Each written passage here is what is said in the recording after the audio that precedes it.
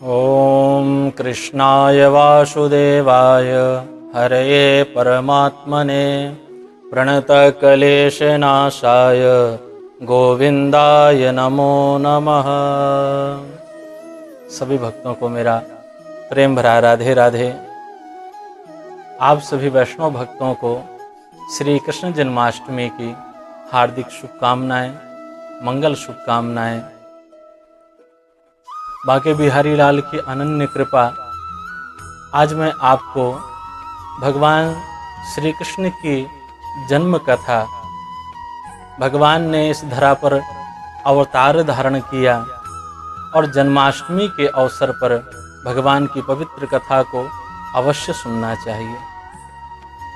श्रीमद् भागवत कथा के अनुसार श्री परीक्षित जी महाराज ने श्री सुखदेव जी से पूछा, कथिता वंश विस्तारो भवतः सोमसूर्ययो राज्ञां चोभयवंश्यानां चरितं परमाद्भुतम्।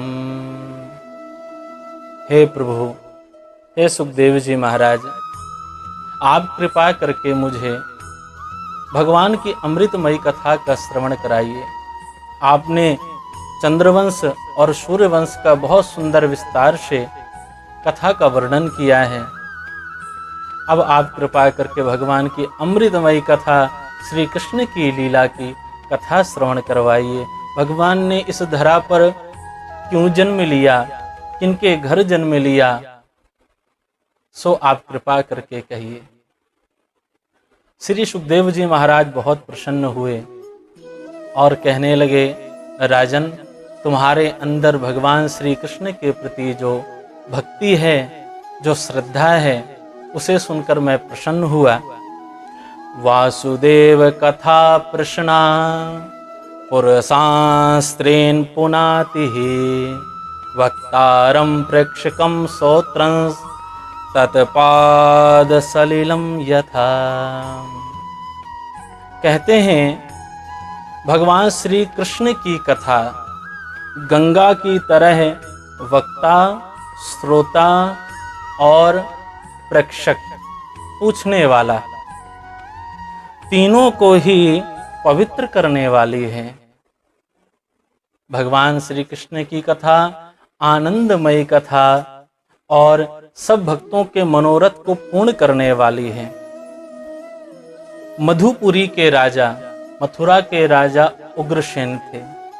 उग्रसेन की पत्नी का नाम था पवन रेखा। एक समय पवन रेखा बगीचे में गई तो वहां एक राक्षस आया जिसका नाम था कालनेमी। उग्रसेन का रूप बना करके आया, जिस कारण पवन रेखा उसको पहचान ना सकी और दोनों के मिलन से उसके गर्भ में एक संतान आई। जब असली रूप में राक्षस आया तो पवन रेखा ने उसको श्राप देना चाहा। उसी समय राक्षस कालनेमी ने कहा, तुम्हारे गर्भ में जो बालक है ये बहुत बड़ा प्रतापी रहेगा, इसके बल की अधिकता रहेगी। पवन रेखा ने सोचा मेरा पुत्र बलवान होगा, इस कारण से उसने उसको श्राप नहीं दिया। कहते हैं काम जगावे कामनी, लोभ जगावे दाम, संत जगावे प्रेम रस, लेत राम को नाम। आज धीरे धीरे समय व्यतीत हुआ। भादव के महीने में कंस ने जन्म लिया। का अर्थ होता है दूसरा, अंश का अर्थ होता है दूसरे का अंश। तो पवन रेखा ने उसको कांसे में बांध करके जल में प्रवाहित कर दिया और सूरसेन राजा नदी में स्नान कर रहे थे। बटेश्वर के समीप जब कांसे में बंधा वह पुत्र उनको प्राप्त हुआ, उसका लालन पालन शुरू कर दिया।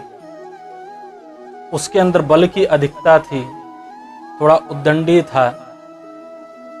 श्री नारद जी महाराज का आगमन हुआ और सूरसेन से कहा कि ये मथुरा के जो राजा हैं उग्रसेन, उनका पुत्र है। जाकर के उनके पुत्र को वापस कर दो। कंस को लेकर के उग्रसेन जी को सूरसेन जी ने प्रदान कर दिया।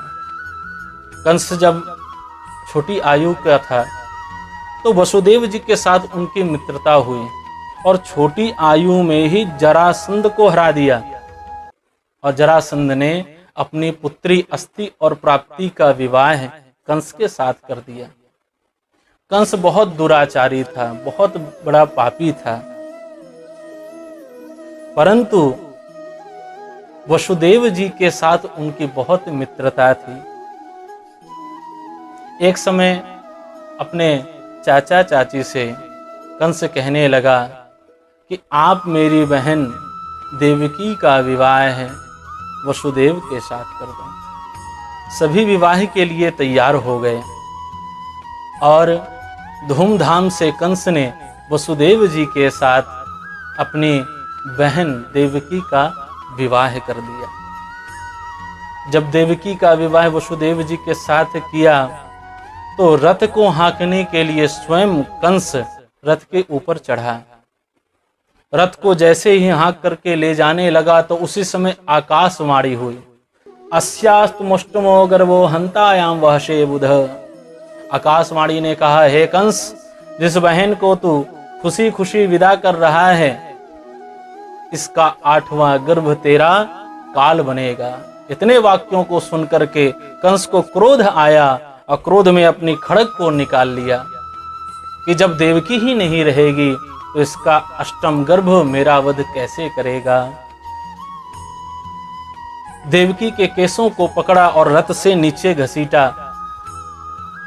वसुदेव जी ने कहा, कंस, तुम तो वीर हो और तुम्हारा लोहा तो कई जगह माना जाता है।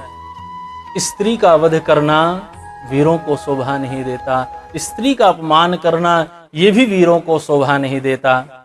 मैं तुम्हें वचन देता हूं, तुम्हें भय तो देवकी के अष्टम गर्भ से है, देवकी से तुम्हें कोई खतरा नहीं है, सो तुम देवकी को छोड़ दो।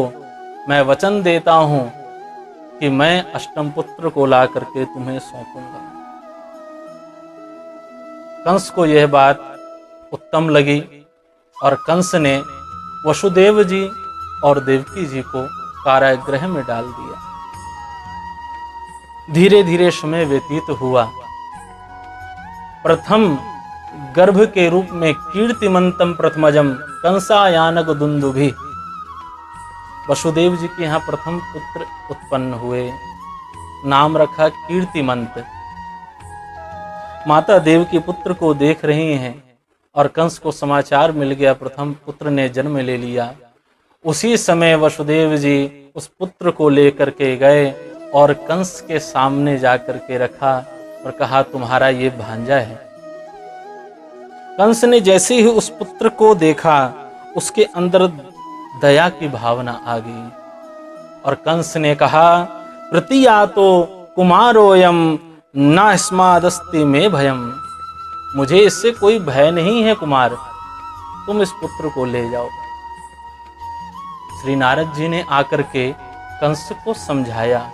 संतों की वाणी में कहा जाता है कि कमल पुष्प के द्वारा कंस को समझाया कि कंस, ये देवताओं की रची नीति है और हो सकता है प्रथम अष्टम हो, अष्टम प्रथम हो सकता है। कंस जब तक बुरे कर्म नहीं करेगा, वध नहीं करेगा, तो अष्टम के रूप में भगवान अवतार लेकर के कैसे आएंगे। कंस ने कीर्ति मंत्र को हाथ में उठाया और उठा करके उसको शिला में पटक दिया, उसका प्राणांत हो गया। धीरे धीरे देवकी के जितने पुत्र हुए सबका वध किया। सप्तम के रूप में स्वयं शेषनाग के अवतार श्री बलराम जी महाराज गर्भ के अंदर आए। भगवान ने आज्ञा करी योग माया को, हे योग माया, तुम अपनी योग माया से देवकी के सप्तम गर्भ को रोहिणी के गर्भ में प्रविष्ट कर दो, क्योंकि वसुदेव की पत्नी एक रोहिणी भी थी। आज योग माया ने सप्तम गर्भ को देवकी के गर्भ से ले जाकर रोहिणी के गर्भ में प्रवेश कर दिया। कहते हैं योग माया को भगवान ने वरदान दिया, योग माया तुम अगर ऐसा सत्कर्म करोगे तो तुम्हारी इस जगत में पूजा होगी। नामधेयानि कुर्वन्ति स्थानानि च नरा भुवि दुर्गेति भद्र कालेति विजया वैष्णवीति च। तुम्हारे अनेक नाम होंगे।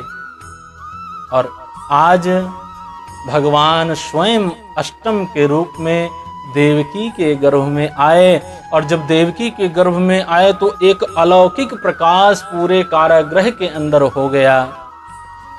सब सैनिक दौड़ते दौड़ते कंस के पास गए और कहा कि देवकी के गर्भ से एक अलौकिक प्रकाश आ रहा है, मानो अनेकों सूर्यों का तेज उसके गर्भ से निकल रहा है। कंस समझ गया कि ये अष्टम है और यही मेरा काल है, इसका वध तो मुझे करना ही पड़ेगा। धीरे धीरे समय आया और भगवान देवकी मैया के गर्भ में, और धीरे धीरे भादव का वह पवित्र महीना कृष्ण पक्ष में अष्टमी तिथि रोहिणी नक्षत्र दिन बुधवार रात्रि के 12 बजे भगवान ने देवकी के गर्भ से अवतार लिया, जन्म लिया। बोले बाल कृष्ण लाल की जय। भगवान ने देवकी के गर्भ से जन्म लिया और कहा, हे माता, मुझे शीघ्र गोकुल की ओर छोड़ आओ, और गोकुल में यशोदा मैया के पास जो कन्या है उसको लेकर के आ जाओ। वसुदेव जी ने एक टोकरी में कन्हैया को रखा, और जैसे ही ठाकुर जी को स्पर्श किया तो जो बेड़ियां लगी थी वह खुल गई, जो पहरेदार थे सो गए, और वसुदेव जी कन्हैया को लेकर के गोकुल की ओर गए और नंदरानी के महल में जाकर के कन्या को उठाया, गोविंद को रखा और वापस कारागृह में आ गए। भगवान की ये पवित्र कथा गोकुल धाम में आनंद पूर्वक भगवान का जन्म उत्सव मनाया गया। सो आपको भी श्री कृष्ण जन्माष्टमी की अनेक शुभकामनाएं, मंगल कामनाएं। सभी को मेरा प्रेम भरा राधे राधे।